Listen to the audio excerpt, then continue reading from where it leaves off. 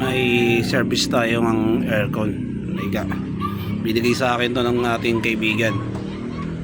Yan to, chinecheck ko ngayon eh. Okay naman yung ano nito eh, yung pan motor nito eh. Chinecheck ko kanina, gumagana naman. Yung capacitor okay naman yung value. Yung thermostat okay naman to. Yung compressor nito may ano naman may value siya. Tapos may continuity kasi ang pag-tester nito kasi mga starting, running, sa common.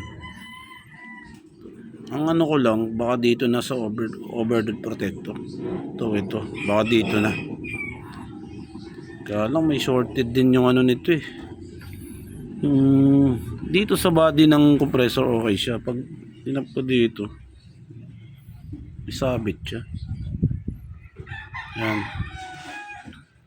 malalaman mo kasi ang value pag may sira ang ano eh, may shorted dito. Sana maayos pa natin ang master. Okay, peace out.